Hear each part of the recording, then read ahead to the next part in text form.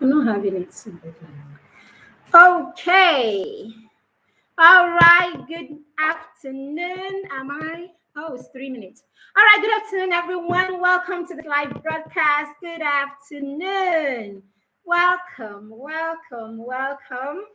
All right. I will just hang in here for a few minutes and see who is joining us. Good afternoon, everyone. Welcome to this live broadcast. Welcome to PTM live broadcast. If you join me on Facebook or on YouTube, please let me know that I have got company. Say something in the comments. Say hello so that we know that we have company. Good afternoon. My name is Mary Beth Chima. I am the convener of the Parenting Through Mentorship Tribe. We are on Facebook, on YouTube, and on Instagram, but most of our activities are actually on Facebook. If you are joining me or if you have just joined me, please say something in the comments so that I know I have got company. Let me know where you're watching me or where you're joining me from. I am streaming from Abuja, the capital city of Nigeria. All right, just let us know where you're joining from. And if you're catching the replay, please say by all means. Hello, Janex. Good to have you. All right. So if you're on YouTube, if you're here with me on YouTube, I can see we have someone on YouTube. Please say something in the comments so we know who you are and where you're joining us from. If you're catching the replay, just go ahead and put hashtag replay right there so we know you're catching the replay. All right, so today we're talking about how we can help our unwilling children, all right, children who are unwilling to learn. How can we help them become willing to learn? A huge feat, right? It's not easy, not an easy one, I know. Okay, so if you're one of those kind of parents, I just know it's that I feel you, right? I feel you. I mean, I understand being a teacher and being in a classroom for a decade. I understand what it means to have a child who is not willing to learn. Okay, and it's a thing of concern, and so that is why I thought it's something we need to come here and talk about so that we can see how we can begin to help ourselves as parents and then help our children to become willing learners. Okay, so let me start by saying, right, that one of the misconceptions that we have as parents is that we look at education as something that is in isolation. We look at education as an independent thing, like it is different. It is something that is not, it's not our everyday life. Hey, my sister is here. Hello, Lami. It's good to have you. Good afternoon. All right. So we look at education as something that is in isolation, something that is standing alone. And that is a misconception on its own. Okay. The moment we begin to look at education as lifestyle, okay, the moment we begin to look at education as a lifestyle, we begin to look at education as parenting. When you can see the education as of your child as part of your parenting, you look at your parenting and you say to yourself, I am educating my child, right? The moment you look at life and you see your child and you look at your child's life and you say, okay, this is a person that God has given to me to educate. The moment you begin to see education as existence, like being alive at all, okay, then the moment you see it that way, then you'll be on your way to training up children who are willing to learn. Okay, Albert Einstein actually said that the day we stop learning is the day we start dying. Okay, the day we stop learning is the day we start dying. To stop learning is to die, right? So it can't possibly be that at the point where our children are born, we already make up our mind that they should start dying. Is it possible? It's not possible. So it simply means that the moment a child is born is the day the child starts learning. Okay, if we can see learning or education as this, because what is education really? Education is actually knowledge, isn't it? So when you get knowledge, you are being educated.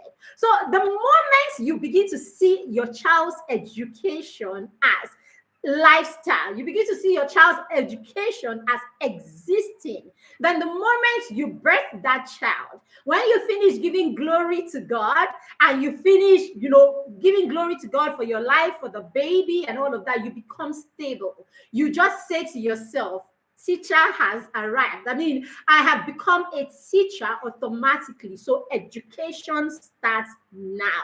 Okay, there is, I don't know where that saying comes from. Okay, so let me refer to it as anonymous. He says that the day that you wake up, right? The day that you wake up is your morning.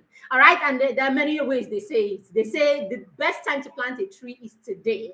Okay, is yesterday. And then the next best time is today or is now. Okay, so basically, at the point where your child is born is the point where your child's education begins. However, if that hasn't been the case or you haven't looked at education that way, then today is the birth of your child's education. Now, another thing that happens is when we say education, people just turn and they think of it as academics. So when I said in that flyer that we want to talk about how we can make our children willing learners, I was not saying we want to talk about how we can make our children love math and science. That's not what I meant. That's a part of it. We're talking about how we can make our children willing learners in every aspect, willing learners of life, willing learners of habits, willing learners of skills, willing learners of math, willing learners of science, every aspect of education. That's what we're talking about here. Okay, how we can make our children get to the point where they learn willingly. Okay, so Charlotte Mason in her approach. So Charlotte Mason is one of those people at the forefront of education. Okay, one of those people at the forefront of education. So when we're talking about education methodology, okay, Charlotte Mason is one of those methodologies. So in her approach to education, she actually believes that education, for you to educate a child is to train the habits. So she believes that discipline, okay, education is discipline. That's what Charlotte Mason believes. She believes in that whole approach. It is believed that education is discipline. So to educate a child is to discipline a child. All right, to train a child in a way that the child is disciplined. So how do you discipline a child, or how do you train a child in a way that the child is disciplined? Is by helping the child to learn habits. So it's by training habits in the child. So basically, what is she saying? If you want your child to be educated, you have to discipline the child. If the child is going to be disciplined, then the child needs to learn habits. So habit training is the way education should be taught. Okay, and it makes a lot of sense. And I'm going to break it down so that you begin to understand, okay, what we mean by when we say that habit training is actually education. Okay, so if we can train habits, so let's say from the day your child is born, remember I said education begins from the day the child is born. You have a child and you say to yourself, it is time to start teaching, and education begins immediately, isn't it? Okay, so right from that moment, okay, it is let's start educating.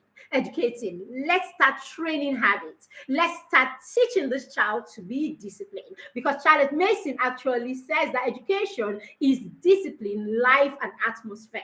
So what is that discipline? The discipline is habits. So from day one, you teach the child the right habits from day one. So what habits? We all know what are the habits we're talking about here. So from day one, you teach your child what is right. You teach your child how to behave. You teach your child how to speak. You teach your child how to approach things. You teach your child how to talk to you when the child needs something. You teach your child where to go to the toilet. You teach your child all of these things. Hi, Luisa, it's good to have you. Vadida, hi. All right. So you're teaching your child all these habits. Now, these habits become internalized over time.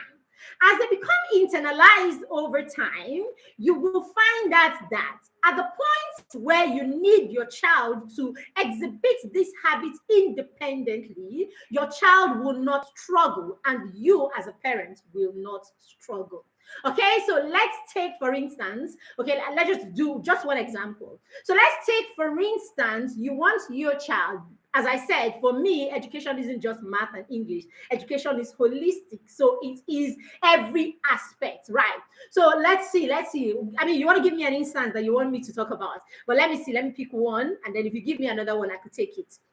All right. So let's talk about you want your child to you want your child to clear up after they eat their food, right? You want your child to independently clear up after eating their food. So your child is a month old, right? And you are feeding the child, right? You feed the child, and when you're feeding the child, you are speaking to your child. Hey, sweetie, it's time to eat, and all of that. You talk to your child, this is one thing that I do. You talk to your child as if you're talking to your friend, as if you're talking to an adult. All right, so hey, sweetie, it's time to eat. I can see that you're hungry. I can see that you can't wait to eat. But hey, before we start eating, mommy needs to clean up. Okay, mommy needs to clean up before we start eating. And no, when I'm talking about these things, they seem like, oh, it's technical, it's big. No, it's not big. It's the same thing that you do, or it's the same thing that you do without thinking about it, or it's probably a thing that you don't do, and it's something you want to start doing. All right, you want to speak to your children. If you're a parent of a toddler or a parent of a new baby, please start talking to your child. I always say that I love it when I meet toddler parents, because for me, they have the whole life. The child has his whole life ahead of him, and the parent has the whole 15, 16, 18 years to parent and do it right. So when I meet toddler parents who have come to this point where they are seeking superior knowledge, remember we said, Albert Einstein said, the moment you stop learning is the day you start dying. And learning is in every area. Learning is in every area. It is the reason we pick jobs and we go to those jobs. We go to those jobs, and when we get to the job, it's because we are willing to get superior knowledge in that job. So for those of you who work in ministries or you work for the government, it is the reason you write those exams from stage to stage for you to move to the next stage. It is expected that you have learned, okay? You have learned, you have studied, and all of that for the next level. And so you are put through an exam to see that you have acquired superior knowledge to get to the next level. So that is it in your job. It is the same way in your business. When you start a business, you start at a small level. Okay, while you are there, you will learn new tricks, you will learn new trades, you will learn new traits that can help you get better in that business. At that point, what are you doing? You are getting superior knowledge. So we do this with every other aspect of our lives, but we don't bother to do this in our parenting. And then we come and we say, parenting is not a learned behavior, or it's not something that can be learned. No, parenting is something to be learned. And if you are not seeking superior knowledge, then you're going to be shortchanging your child, and it might be the reason you don't learn the techniques that you need to help your child be a willing learner. Okay, so if you are at that point, if you are here listening to this, if you're staying on and not, just flipping and going away, if you're staying here to get this knowledge or to hear what it is that this person has got to say, since it has to do with bettering my child, I'm going to stay here and hear what this person has got to say. What it means is you are willing to get superior knowledge in the area of parenting. So it simply means that you will grow. Right? It simply means that you will grow and you will get better at parenting because you're willing to get superior knowledge. And for anything that you keep learning, you certainly will get better at. All right? So yes, it is right. It is the right thing to do to learn to talk to your child. Okay? It doesn't just help them with language. It doesn't just help them with language and vocabulary. It also helps in building their emotions, helps you bond with the child, and then it helps your child learn. That is where learning begins from. Remember, I said our biggest misconception is thinking that education is an isolation. Education is not an isolation. It is holistic. It is all of these things. It is not just literacy and numeracy. It is not just science and understanding of the world. It's everything. All right. So you start by talking to your little baby that way. Okay, mommy needs to clean up before you feed and all of that. And then the baby, you feed, you wipe, you rest, and then you put the baby, to to breast, and the child feeds. It starts right from there, and you're done, and you're like, okay, I can see you're good, so we have to bop right now. What are you teaching this child from the cradle? You are teaching the child that there is a process. You're teaching the child that there is a process, and the child is a learner. So you are teaching the child how to learn, and you are helping the child learn. At the point where your child is born, your child comes with nothing up here. Tabula rasa, nothing. Sorry, someone is trying to call me. I need to put an end to that. Sorry about that. Sorry. 1 second, please. Okay. So at the point, sorry about that. So at the point, right, at the point where the child is born, tabula rasa, nothing, they come, brain, nothing, apart from their temperament and, God-given temperament and all of that. The child knows nothing in there. So everything that goes in there in the brain is what you have fed or what you have taught the child. Okay, someone said it's like when children are born, it's like they come with an empty flash drive ready to plug somewhere and begin to amass information. So yes, your child comes with an empty flash drive, and it connects that flash drive to you, the parents, and everybody around that is teaching them. So yes, you can start teaching your child about the process, about how to learn right from that moment. Okay, so you say to the child has finished feeding, and then you wipe, and then you drop all of that, and you say to the child, I'm going to bop you right now, I'm going to help you bop right now. You do that, and then you put the child to sleep. The child is learning. The child already knows that process. Okay, you will find that with time when the baby is ready to eat, and you say to the child, oh, mommy needs to wipe and all of that, you will find that the baby will be calm, because the baby understands the process. And the baby doesn't just have to see you, the baby hears you. You have talked, the baby has seen. So when children learn with various senses, with different aspects of their senses, that learning is internalized like more. You are speaking, you are doing, the baby is seeing, all the baby's senses are in tune with what it is that you are doing. So the baby is learning. So the baby grows from that stage, and it gets to the point where you can feed the baby while the baby is sitting on a high stool. The baby eats, and when you're finished eating, at some you feed the baby one, and you allow the baby feed himself. So you hold the hand and you direct it in a playful way, direct the baby to feed, and to put the food, scoop the food and put in his mouth and all of that. You'll find that such children will learn to feed themselves faster than a child that is fed all the way till they are 5. Yes, some people will feed their children on their own till the children are about 5.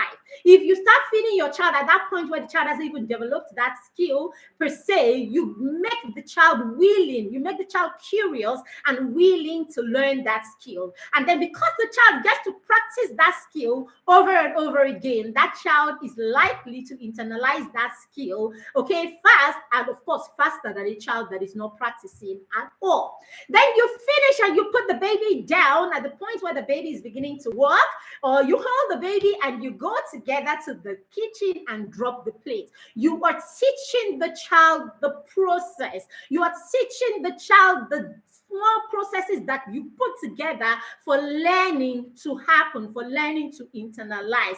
You will find that the moment the child is old enough, okay, the moment the child is old enough and can physically do these things, the child will get into it on their own. Why is this? Because the child has been given this experience. This experience is not new. This experience is a prior experience that the child has had just because the parent made time to do this with the child, okay? And then eventually, okay, so simply because the parents made time to go through the process with the child, and then the child will master this skill in a very short time. And why is that? Because you practice with the child. You keep practicing, and so mastery is achieved through practice. It is the reason you get better at a job, because you keep doing that job. Okay, when you've done, you find someone who has been at a job for 5 8 years. Of course, the person, a lot of times, okay, except the person has something here that is not right. Apart from that, such people are a lot better than people who just go on the job for 6 months, for 1 year, for 2 years. Okay, so it's the reason the person who is the boss in the office most of the time is the person who has got more experience. So that is why experience is a criteria for jobs, right? So it's the same thing. The moment you make the child practice on and on and on, you see that the child gains mastery of that skill. Remember, we said education is not just what happens in the classroom. Okay, education is not just about math and English, science, and all of that. Education is holistic. And the moment you start looking at it as something that is holistic and not in isolation, you will realize you are training a child who is a willing learner, a child who loves to learn, a child who becomes a lifelong learner. So quickly, I'm going to give you 5 things that you can do, first of all, to ensure that your child becomes a willing learner, before we go to the ones that are already unwilling to learn. So let's do this for people that have young children. Let's do this for people that your child is not exhibiting any unwillingness to learn already. Now, before I do that, let me separate something. Okay, the fact that your child comes home and your child would rather play than work doesn't mean that your child is an unwilling learner. You need to understand that, okay? It's the same way you decide to watch Telemundo instead of going to start cooking, okay? It is the same way you decide to watch whatever it is, or the same way you decide to be on Instagram and look at all those pictures and hail all your friends. It is the same way you decide to do that rather than go and probably study for a course that you're taking. All right, so there are 2 different things. But how can you even correct that? Is by creating habits and creating structures and routines, isn't it? So let's go to what you can do to ensure that your child is a willing learner, or that you can ensure that your child becomes you're training your child to become a lifelong learner. All right, so number 1 is okay, let's see. Okay, so basically, number 1 thing you need to do, first of all, to ensure that your child is a willing learner, is to help your child see learning as an unconventional thing. Okay, help your child view learning as something that is unconventional. Don't make learning a chore. Okay, that is part of the reason why our children do not know or do not like to learn, because we have managed to turn learning into a chore. Okay, now you want your child to view learning as an unconventional thing. Now, how can you do that? I just gave you an example. Okay, right from when the child is a baby, okay, you start by talking to the child. Okay, help the child develop language in your home by telling the child what you're doing at different times. Take your children to the kitchen with you as soon as they are old enough to get into the kitchen. So yes, from about 4, it's okay. In fact, your child can go to the kitchen with you as soon as your child can walk into the kitchen. It doesn't necessarily mean that they're doing anything. It's just simple. It's time to cook dinner. Okay, it's dinner time. We need to go. It's kitchen time. Let's go prepare for dinner. So the child comes into the kitchen and the child is there with you. Tell your stories. Read a book together. Tell a story. Okay, talk about your past. Talk about growing up while the children are with you. You want to keep the energy in your home. You want to keep the energy in your home alive at all times. So go with the children to the kitchen. You want to do laundry, go with the children. You want to fold those clothes after you finish. They're all dried and all of that.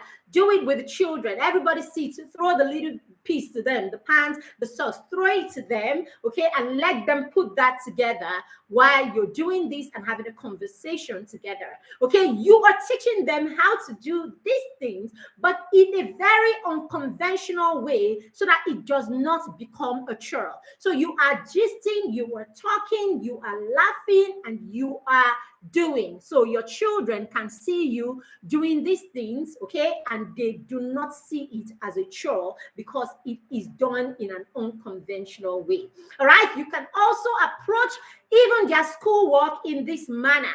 So you want to teach your child addition, you want to teach your child subtraction. So you can go into the kitchen with them and you can use the basket. So when my daughter was a lot younger, when my daughter was about 3, 4, when she comes back from school with her small homework, okay, addition and all of that, what I do is I ask her, what would you like us to learn today? And then I give her the options. Would you like it in the living room? Would you like it at your reading table? Or would you like it in the kitchen? So sometimes she would go, oh, I want it in the kitchen. So beautiful. When it's dinner time, we all go to the kitchen, and then I drag the basket of oranges and then drop it on the ground, on the floor, and learning begins. All right, if you have one orange and then you have another 4 oranges, put them together. How many oranges do you have now?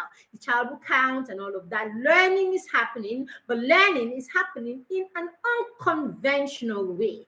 Our problem a lot of times is that we are too serious. Everything is a chore for us. Everything is power and muscle. It is not like that.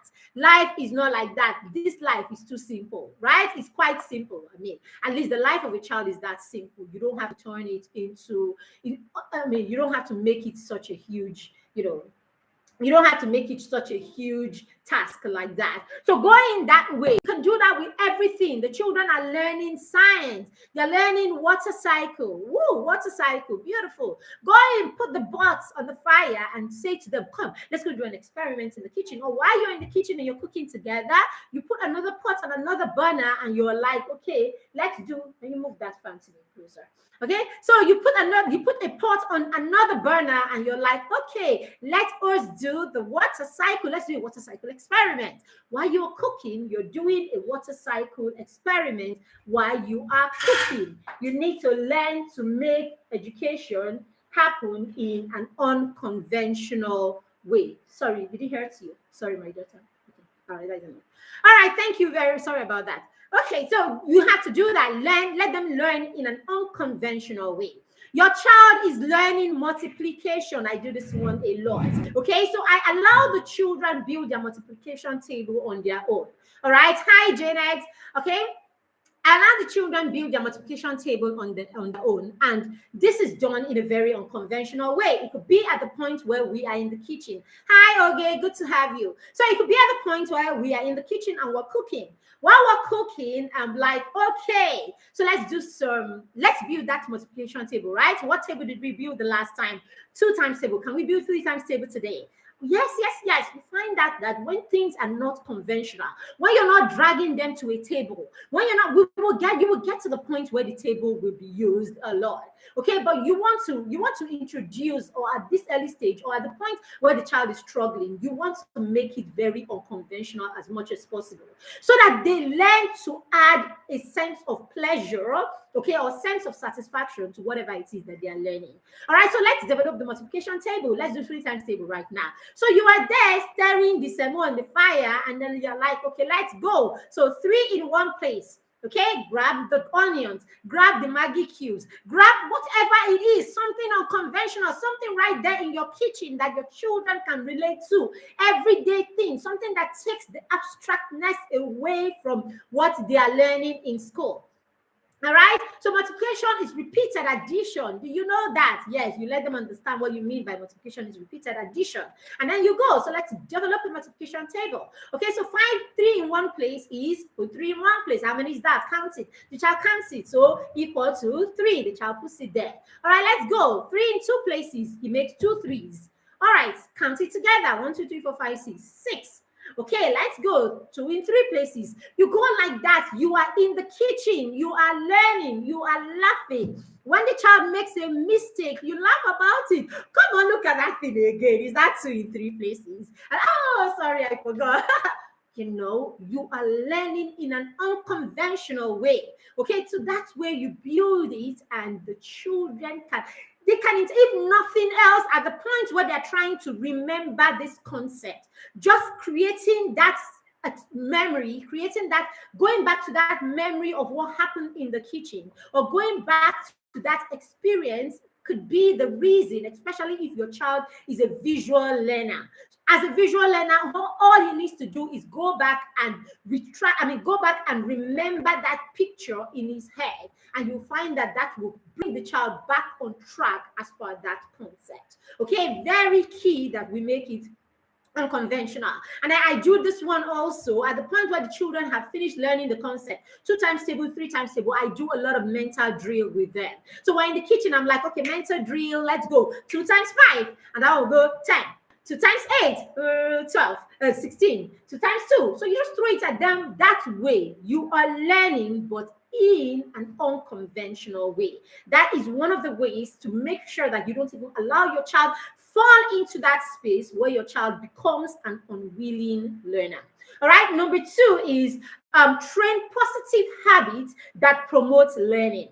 You want to train positive habits that train learning, that will promote learning. Remember, I said at the beginning, Charlotte Mason approach to education, which is one of the approaches that I simply love. When I was when I was homeschooling my daughter, Charlotte Mason was one of the approaches that I used in my elliptical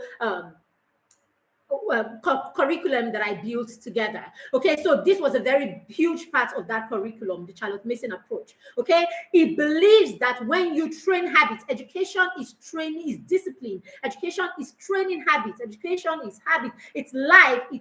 It's atmosphere. Okay, so when you train habits, you will get your children to the point where they become disciplined, and education is discipline. Okay, that's why they go to school. That's why you see they go to certain schools, and the school keep them there, and they say to you, you can call them, you can't do this, you can't do that. Okay, all they're trying to do is they're trying to instill discipline, because they understand that when a child is disciplined, it is easy to learn or to become to become a willing learner when you are disciplined. It takes discipline to turn off the TV, take your book, and go study. It takes discipline to know that it is 4 o'clock and it is time for me to study.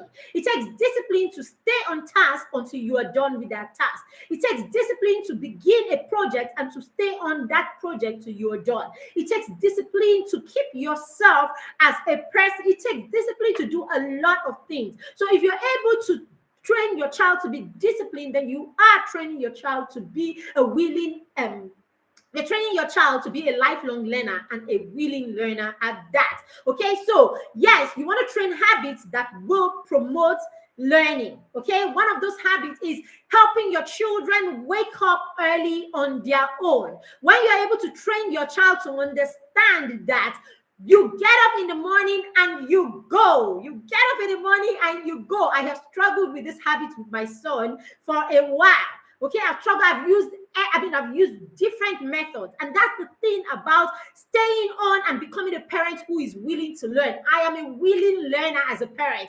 I have my coaches, as in I have my own coaches as a coach. I'm a parent coach, but I have my own coaches. So I don't just come here and I do this and I say to myself, oh, you know everything, you're an authority, and you say that. No, I am constantly learning from other people. I am learning from you. Okay, so we have a program that is going on right now in the academy. It's called the Mentor Parents 100% Support Program.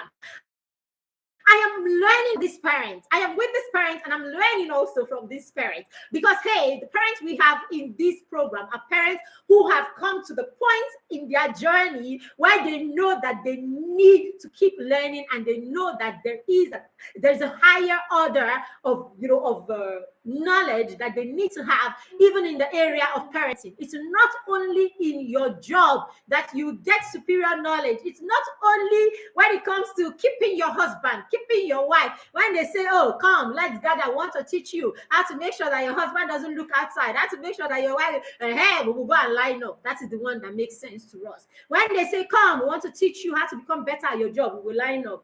We want to teach you how to make money, we will line up. We want to teach you how to train a child who is holistic. I beg you, did they learn how to train children? Our parents, did they not do it? Did we die? Your parents did not train at the time where you're training. And hey, I don't even want to go there. It's not my, let's not go there. Let's not go there at all. All right, so but basically, so yes, you have to train those habits. Teach your child, help your child develop the habits. And some of these habits, as I said, learning is not by force. It's not pushing. It's not beating. It's not making it insidious. Okay, as we said in number one, it is making it unconventional. So I have tried. I will wake up and I will eulogize my son. Okay, so I wake up, I get into the room and I begin. Who is that?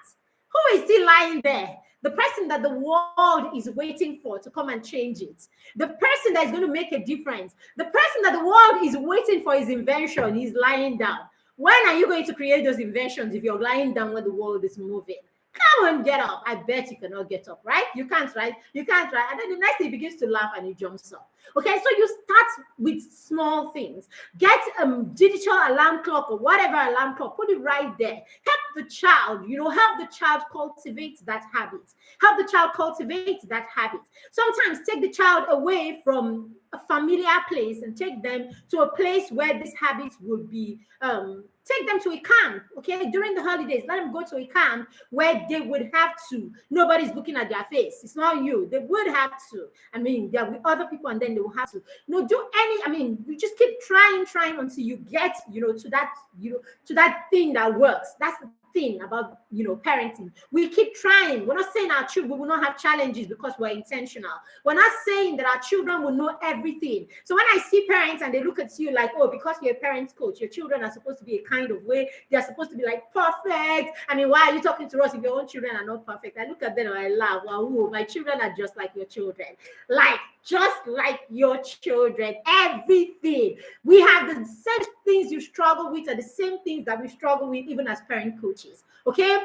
What is important is how available are you as a parent to support the child and help them come through those challenges? That's what makes the difference. Okay, and that's what's different between an intentional parent and an accidental parent. All right, so basically train those habits. Teach your children how to get up and go. Teach your children how to respect routines and schedules. So yes, you cannot train a child who is willing to learn. You cannot train a child who is a willing learner if you do not have structures.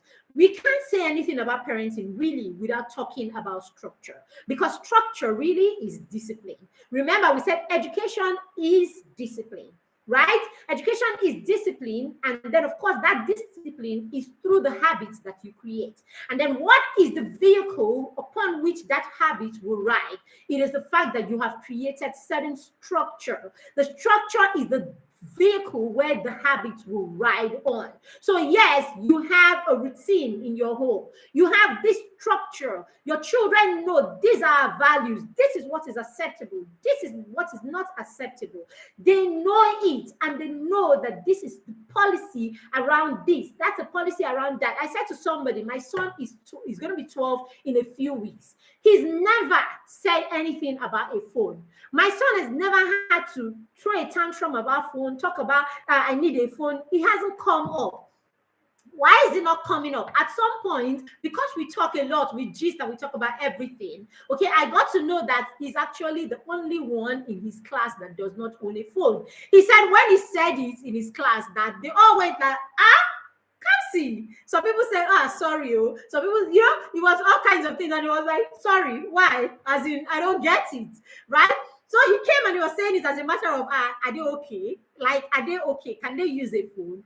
Do they know how to navigate around a phone? Because this is our conversation. Do they know how to keep themselves safe on the internet? Do they know how to navigate? So why are they telling me that? I mean, sorry, that kind of thing. Because this is the conversation, and this conversation did not start happening now that he's going to be 12. This conversation started since he was 3 and 4. So since he was 3 and 4, he understood that to have a phone is like having a car. I mean, right from early, to have a phone is like having a car. When you have a car, you're not going to jump into that car without knowing how to drive.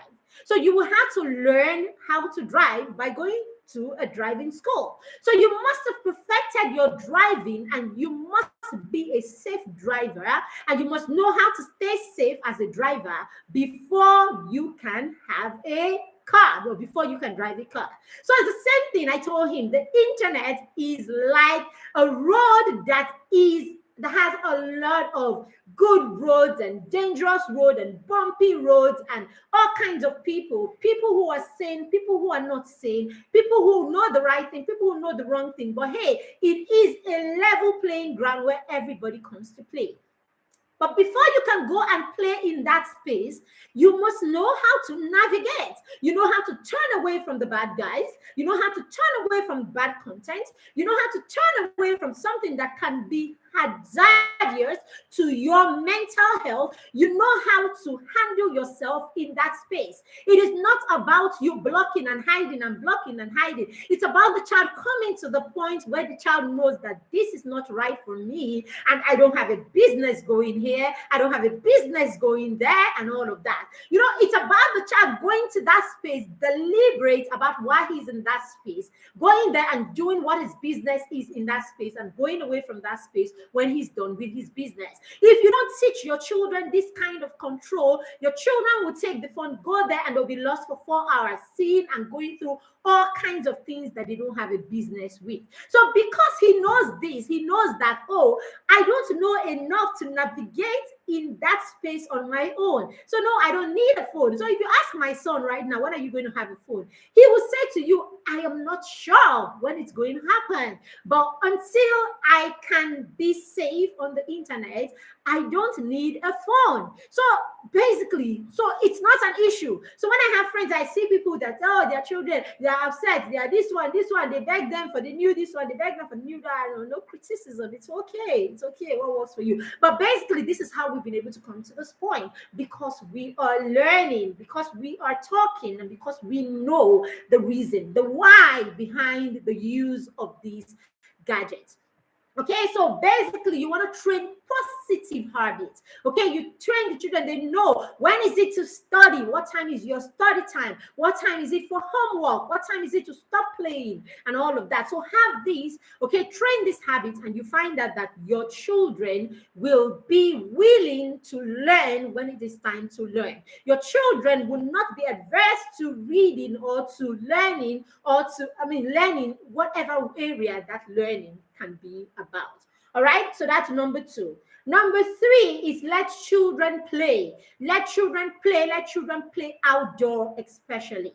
Okay, why do we always think that learning only happens when there's a teacher in front of you? Whether that teacher is the teacher in school, the lesson teacher, mommy or daddy, that's when learning is happening. No way. Children learn, and children can learn on their own. In fact, children are like one of the best teachers to themselves. So, and they learn through experience. Their learning is through experience, because when they go outdoor, they explore. And the exploration that happens outdoor cuts across all aspects of learning. Okay, your children are developing social skills when they're out there playing with their friends, learning how to share, learning how to take turns, learning how to start conversations with people, learning how to walk away from toxic people, learning how to walk away from toxic situations. When you teach your children these things, and then what you do is, when you finish teaching your children these things, if you don't give them a chance to go out there and practice it, then learning has not been internalized. All you have done is you have been a preacher, preaching like the preacher. Okay, so when you are done with all your small learnings and all the things that you talk about, you have used teachable.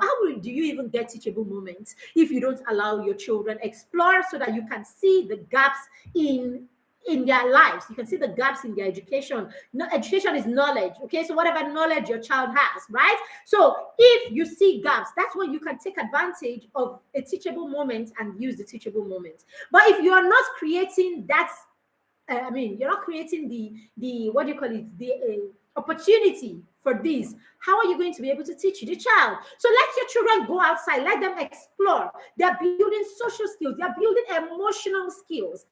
Okay, this one says, I'm not playing with you. And your child can say to the person, I sit down here and I listen to my daughter sometimes. Okay, I have friends who say, I'm not playing with you. And she's like, you can't always have your way. So fine. You don't want to play with me. Fine, I'll play with myself. Okay, so the child is already learning how to, if no one is going to be there, if you're not going to be there, if you're going to put me in a box just because I am hungry just because I need to play with you, then fine. I can allow it pass. I'll play on my own. all of that. And then there are times I see her friend will say she's not playing with her and all that, and then she gets all emotional and all of that. So, but basically, there was a time she would get all emotional and she would cry or something, but she's growing and she's building the skills. We're helping her build the skills. So when I see that happens, I keep quiet. When she comes in later in the day, when we're having a bath, when we're playing, when we're having our family time, I just go into, I'm able to like go to that experience and then teach from what I noticed or what I heard while she was in the playground. Right? But if they are not out, how are you going to get these experiences? When they go out, they learn how to create new things. They learn how to piece things together. They develop their fine motor skills and their gross motor skills when they're out there. Okay, they learn sports. They learn all kind of things. They get better at their football skills when they're outdoor. They get to train a lot of things through role play. I will come back to that when we're talking about simulation. When we're talking about simulation, oh God, do we even have that much time? We don't have so much time. I have just about 10 minutes. Okay. So when we're talking about simulation, you will realize or understand why your child needs to go out and play. Okay, so basically very important. Then the last one is, okay, number 4 is you need to use the ABC approach. Use the ABC approach. What is the ABC approach? Antecedents, behavior, and consequences. So what are antecedents? I've talked about antecedents a couple of times, right? So antecedents is what you do to ensure, to increase the likelihood of your child doing the right thing. So what do you do to increase the likelihood of your child doing the right thing? All right. How do you put that instruction forward to ensure that your child does it? So your child is playing and you need the child to study or you need the child to do their homework in, say, 30 minutes. And then you come in and I'm like, hey, darling, you're still playing, right? Okay, good. I need you to, round up with what you're doing because in 20 minutes, we are going to start your homework, or 20 minutes, it will be the time for your homework. Can you do that? And then the child turns to you and she says, okay, mommy, right? And then you come back in 10 minutes. Hey, you have just 10 minutes. All right. So can you round up with what you're doing? Okay, mommy. So you see, you're giving the child prompts. You're prompting the child. You're preparing the child's mind. And then you're increasing the likelihood that your child will do this thing willingly. So when it is 2 minutes, all right, it's almost time. So, hey, what are you doing? Are you done? She's like, no, okay, let me help you finish up with what you're doing. So you go in there and you help the child finish up. So what you're doing, you have helped the child. So you have added a bit of help to that antecedent. Okay, it's part of antecedent to offer help to the child. So you offer help. Okay, let me help you round up with that. Okay, so you do it with the child and then you finish. And then when you finish, you be like, hey, girl, I bet you can't get to your reading table before me. Let's see who is faster. And then let's walk to the table and see who walks with the fastest speed. Let's go. And then you see the child wants to beat you. And then she goes, and then she goes there. So what have you done? You've increased the chances of the child doing that thing willingly. Simply because you know how to use a tool. Simply because you know how to use this technique. Okay, to get the child to do to increase a behavior that you want to see in the child. All right, so, and then the behavior, the B is the behavior. I said ABC. So the B is the behavior. So by using antecedents, what do you get? You get the child go and sit down and is willing to do the work. So what kind of behavior can you see in the child? The child is willing, the child is sitting down, and then the child is doing the work on their own. Okay, so now can your child walk independently? Because being a willing learner also has to do with the child having the capacity, okay, or seeing themselves as having the ability to do that thing. When you have the ability to do something, when you are self-assured, right? When children are self-assured, when they are winning at something, it increases the likelihood of them wanting to do that thing. All right. So you have to help your child get to the point where your child can do things on their own. When children can do things on their own, when children can work independently, you find that the child builds confidence, the child builds a huge self-esteem, okay, and then the child feels able, okay, in his ability.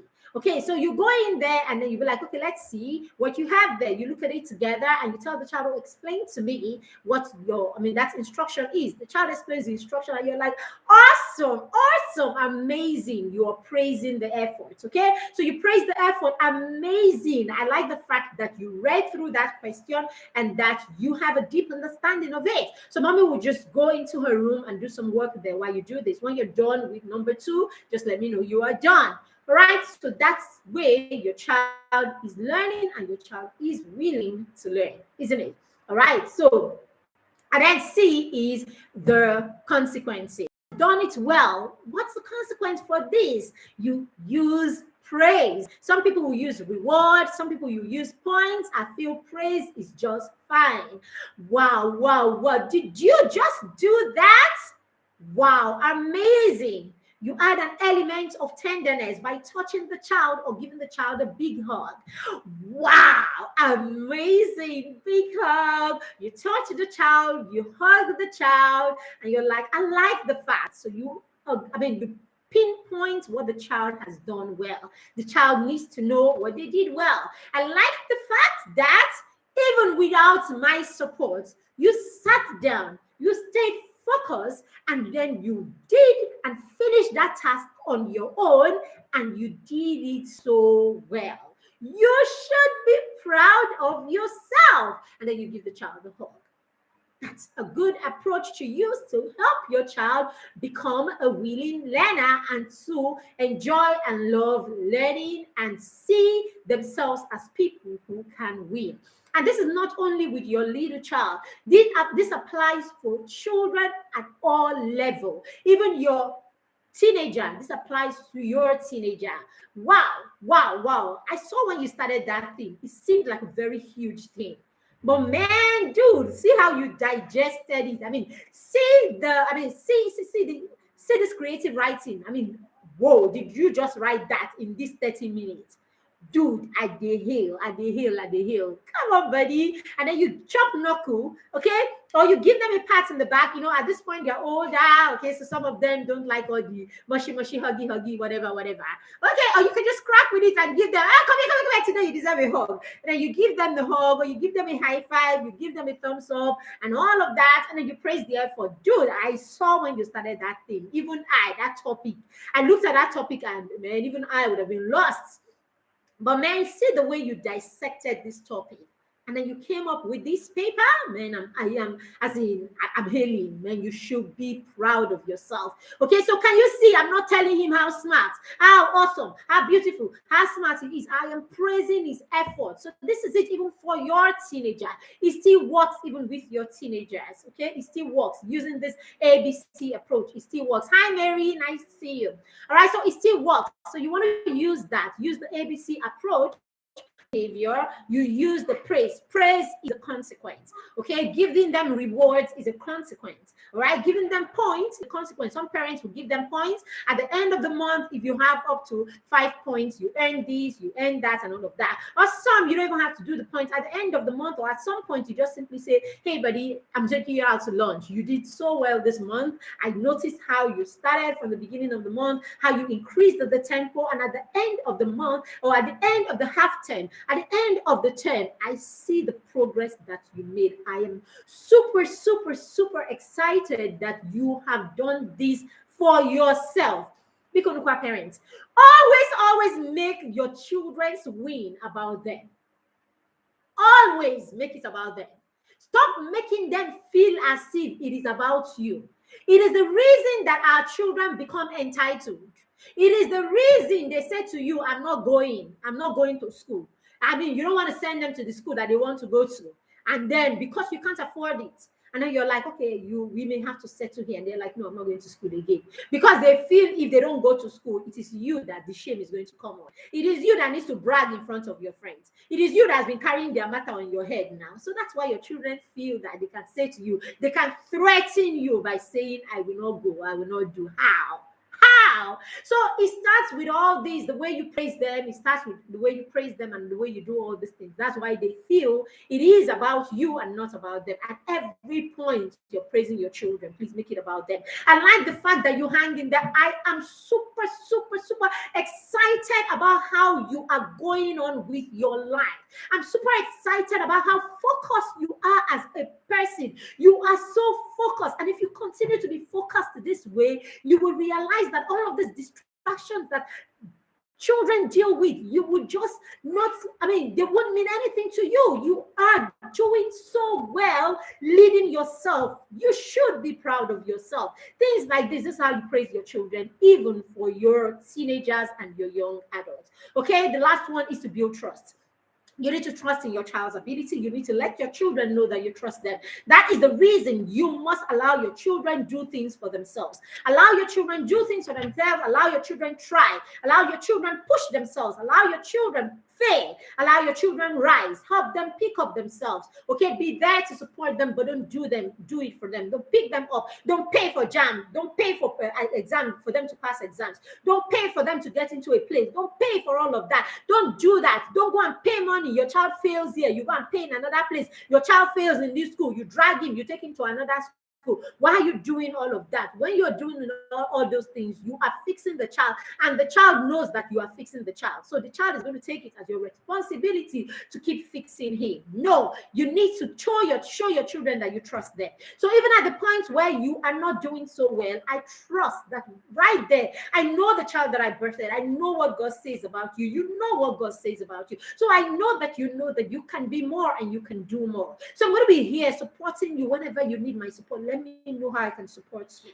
I want to stay up. Be staying up to read till about 11 o'clock. Okay, I'm in my room. I'm going to be reading too. If you need me, if there's any question you need me to help you answer, or you want us to brainstorm about, just let me know and I'll be right here to support you. All right, all of that. Offer support. That's how you need to go, please. So offer support that way, but please don't take your children's matter on your head. Okay, they are their own individuals and they will have to do that. And when you trust them like that, please brings something within them, knowing that they can please you. They know that what they do is enough to please you. Okay? Beautiful. So now let's go quickly to what you can do if your child is already in that space where the child does not like to learn. What can you do? We're going to do this in 10 minutes and run away. All right. So number one is identify their learning style and the things that interest your children. So if you already have a toddler, you have a child of school age, you have a teenager who doesn't like to learn, okay, who is not willing to learn already, the first thing you want to do is go back. As parents, we know these things. Okay, so go back and look at what it is that your child loves. Look at what it is that your child loves to do. Okay, and then look at the best way that this child that you already know knows how to learn. Now you will have to use that thing that your child likes, okay, to ensure that your child learns. So let's say, for instance, your child loves to swim. Your child, I'm sorry, 1 second. Adam, you're not supposed to be here. You're actually disturbing me. You need to go, okay?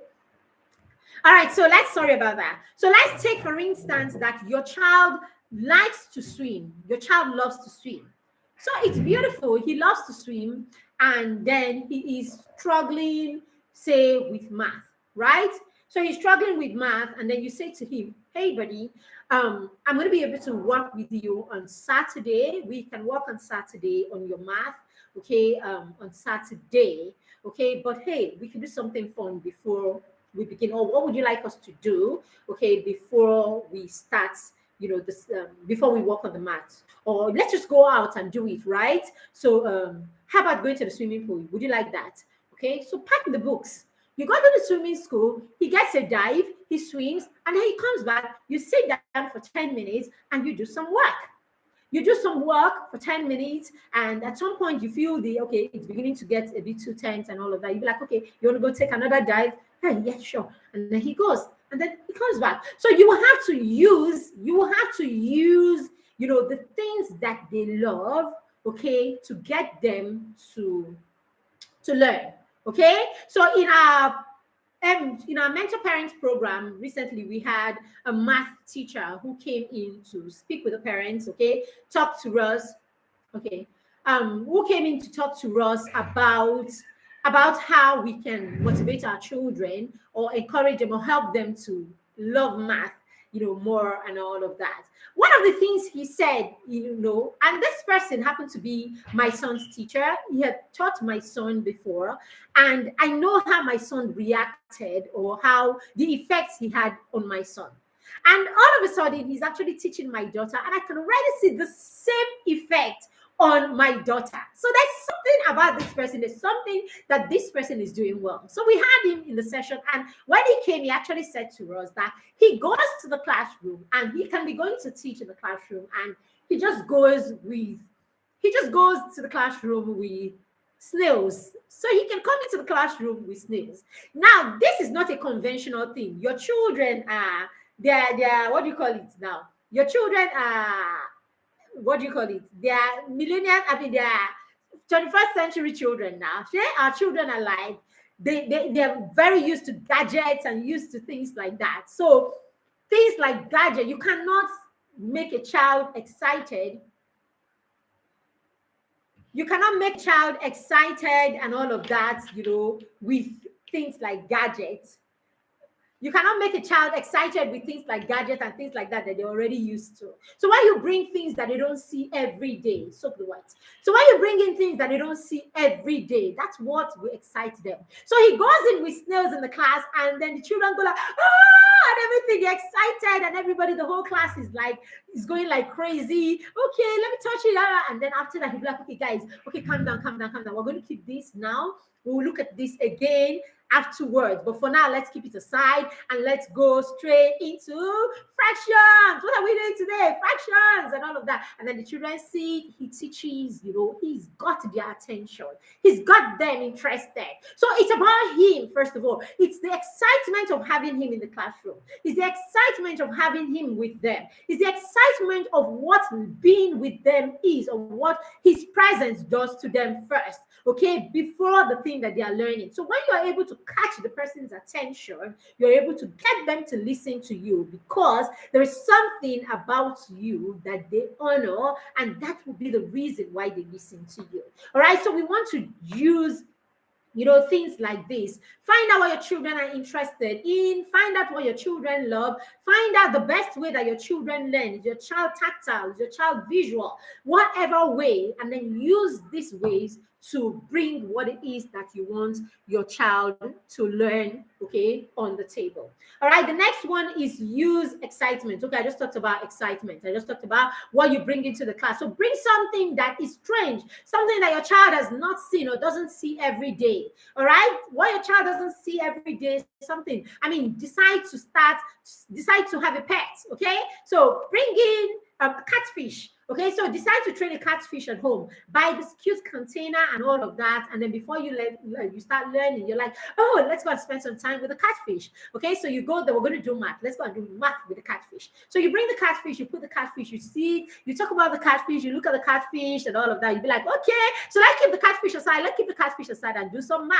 All right, so you keep the catfish aside, and you'd be like, let's do 20 minutes. So we put a timer right there, 20 minutes math, and we go back to the catfish. So you put it there, and then the timer is there, and then you be like, you need to focus. If you don't focus, then we'll have to move our catfish time backwards. So you stay that way. The child is excited. The moment that there is a reason, okay, there's a reason to sit there with you. The moment the child is excited about what you are doing, you have the child's attention.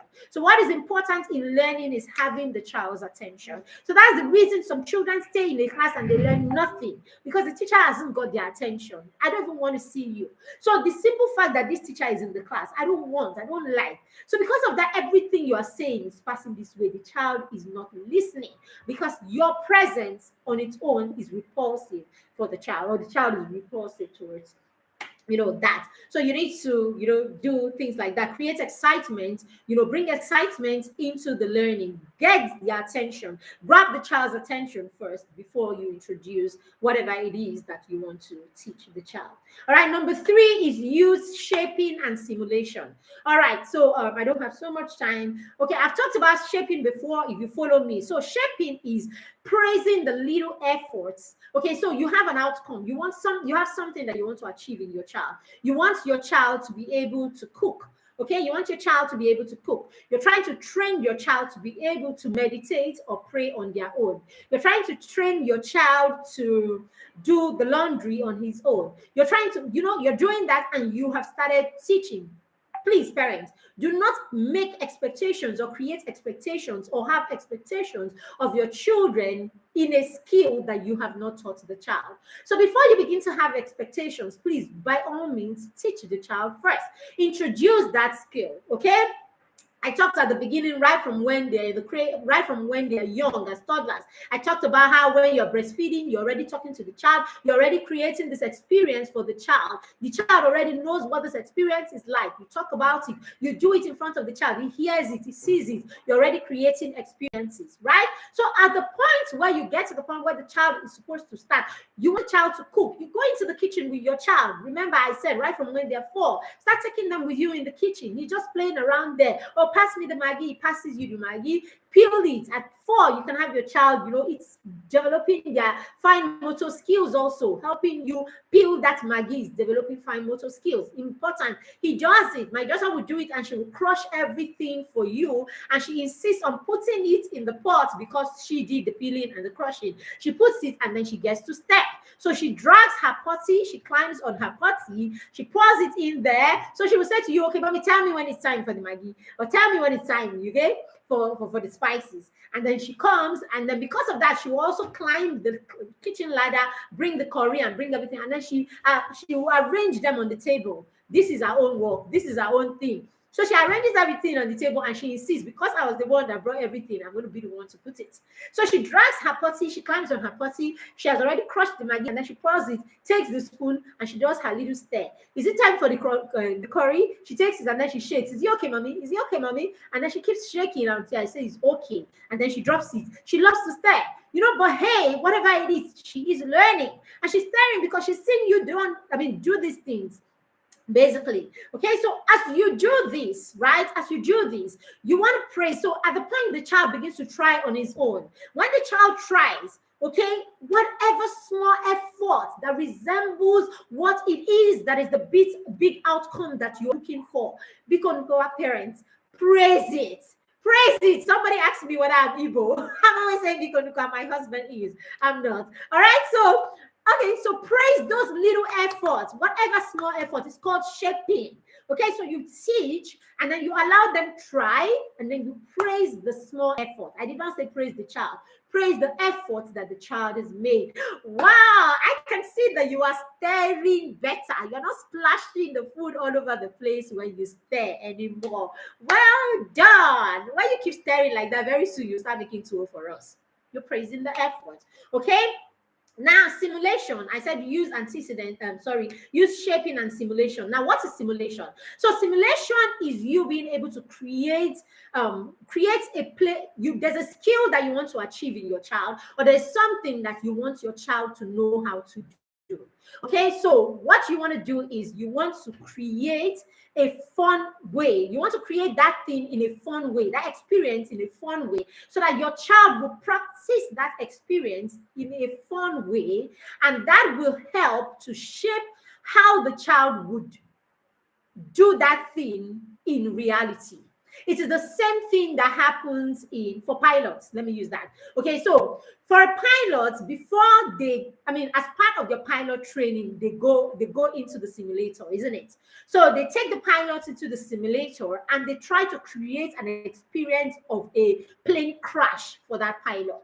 So they put them in the simulator, and they have to go all the craziness and all of these, creating a false crash, right? It's false, it's not real. Okay, so you're creating a false crash so that the pilot learns how to handle it. And this is the only experience that the pilot has before he would ever see something like that kind of situation. Okay, I mean, go back and let's look at people that have saved their planes, because I believe that pilots are trained that if there is an accident situation like this, if there is a situation where their plane is about to crash, they can do everything possible to save the lives in that plane and to save the plane, isn't it? And this is the reason that we have people who have safely landed planes that have gone through,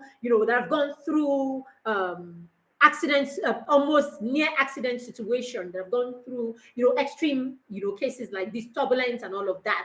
That is because these pilots have been put through this training.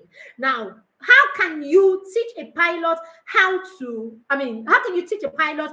to deal with crazy turbulence like that? How can you teach him how to handle it if you don't create an experience? So if he doesn't have an experience, it simply means that when that happens, like every other person, he will drop everything and be shouting Jesus, Allah, and all of that, isn't it? And of course, there will be no help. The plane must crash, meaning for every time there is a serious turbulence, or every time there is a serious technical problem or anything, every plane must crash. But that's not what we expect. We expect that planes will be saved. It's an extreme cases, one-off cases that they crash, isn't it? Now, the pilots are put through simulation. They put them through simulators and then allow them go through that experience and all of that, so they know what it feels like. So it is the same thing. You create some game out of it. You create a falseness of that situation, and then you use that to teach your child how to handle that situation in real terms. Okay, so your child does not like to learn. So you can say to the child, hey sweetie, I want us to play. Okay, so it's role play. It could be role play and all of that. So I want us to play getting 100%. Okay, I want us to play getting 100% in math, or I want us to play dealing with tantrums. I want us to play, give it a good title. I want us to play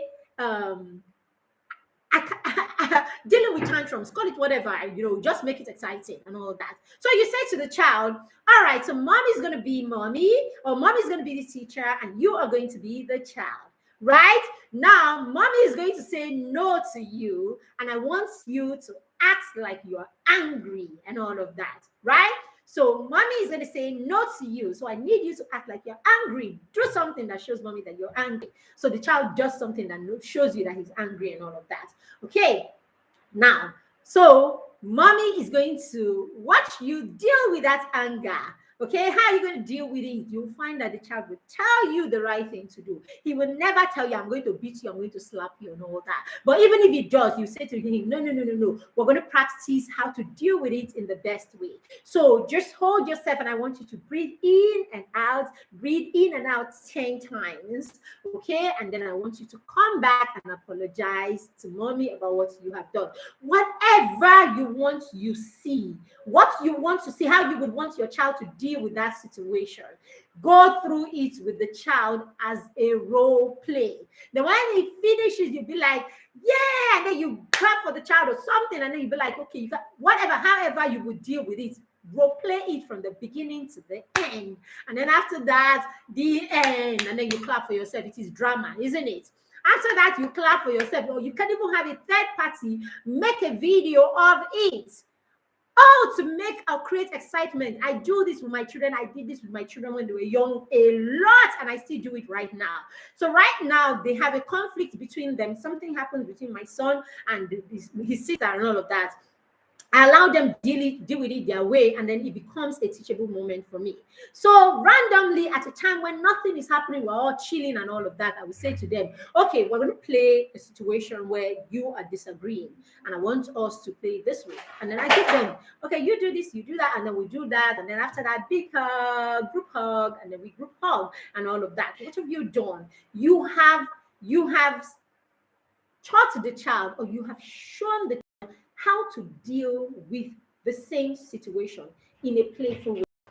98% of the time, the child would check directly and apply it in real life situation. So it's the same thing. We're having difficulty in math. So let's role play. Okay? Let's role play that. Okay, I'm not going to write. I'm the teacher. I'm going to write math on the board 2 times 4. Okay, so now what I want you to do is grab your counter. You're going to grab your counter, put 2 in 2 places. In 2 places, that's counting 1, 2, 3, 4. You're going to write it. You write it down and a comma.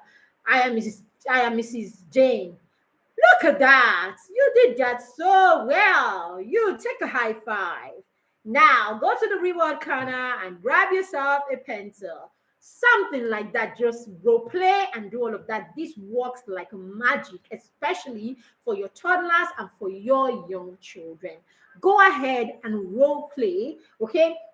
Go ahead and role play or go ahead and create a game out of what you, and sometimes you make them repeat it. Okay, can we do it the second time? I'm sure you can't even do it the second time. You can't even remember what we did. No, I remember. Okay, do it. Let's do it again. Let's start. This time I'm not going to say anything. And then you role plays it like that again, and then you give a high five. There is no chance you want to do it a third time. There is no chance. You can't do it a third time. I can. All right, let's do it again.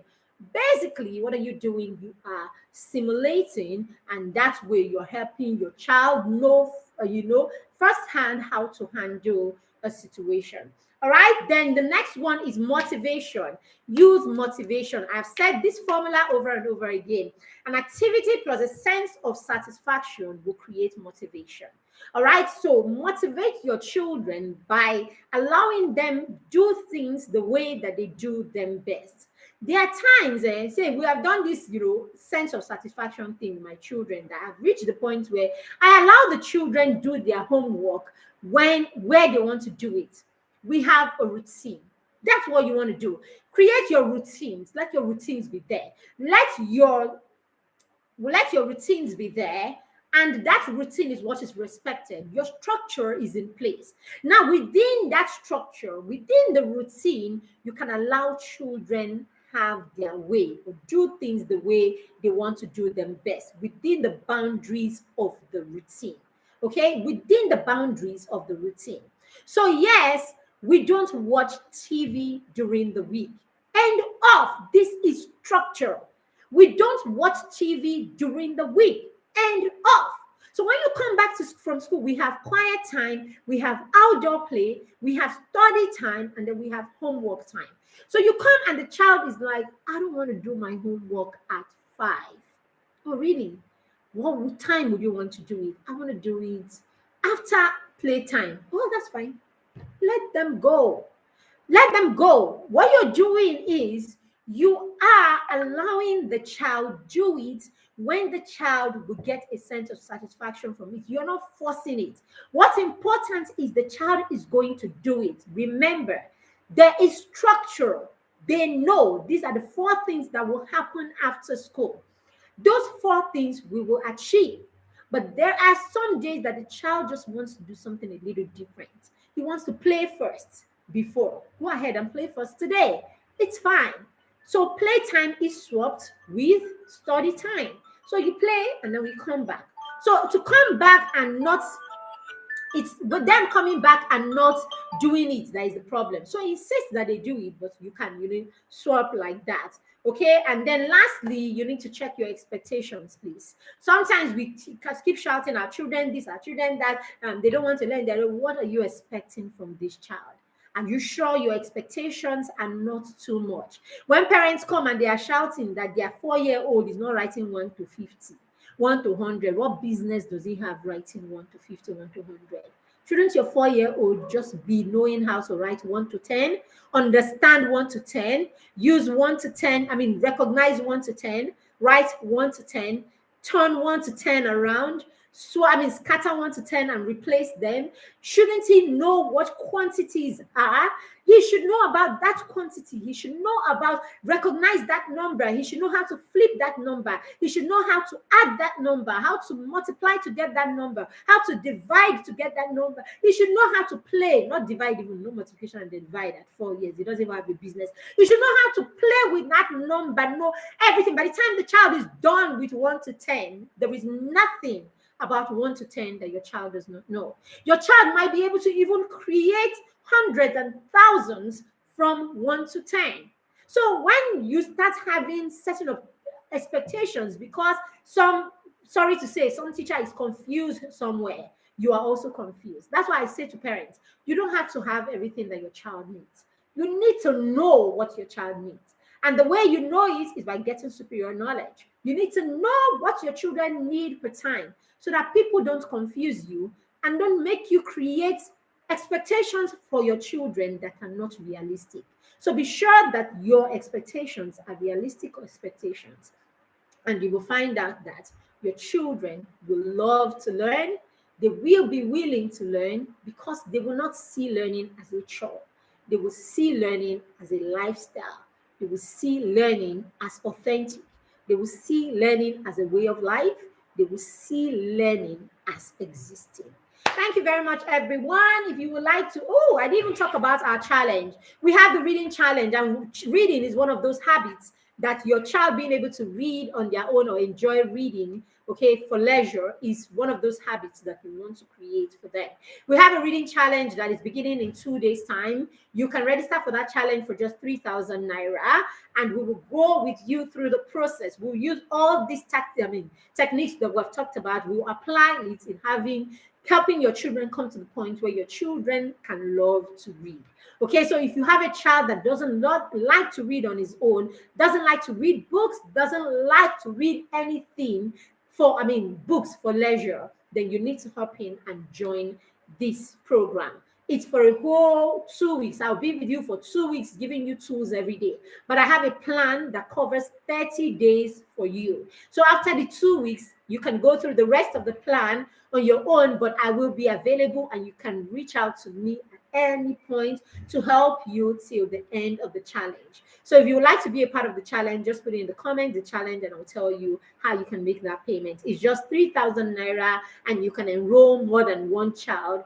It's you that is doing the challenge really, and you can work with all of your children with the challenge. But it's nothing serious, just 20 minutes, 30 minutes activity every day. But consistency is what we want to put, and we want to create fun ways to help your children take in this habit. It's one of those habits that you need to build in your children if you want them to be children who love to learn willingly. All right, and then the mentor parent program, the support program, is a subscription-based program. So for the first term, we are in on week 5, but you can still join us because it is your everyday parenting journey. It has to do with what you do every day with your children. So yes, you can still hop in for the remaining part of the year, and we can get you in for a reduced price. Okay, so thank you very much, everyone. Thank you for joining me. I see you, Debbie. I see you, Mary, Louisa, Oge, Lami, Janet. Thank you for everyone who joined on YouTube. Okay, thank you very much. My name is Mary Beth, and I do not take it for granted that you allow us come in and be a part of your parenting journey. I hope you got value from this session. If you did, please let us know in the comments that you got value. Have a lovely afternoon. We dragged this a little too long. Sorry about that. Bye.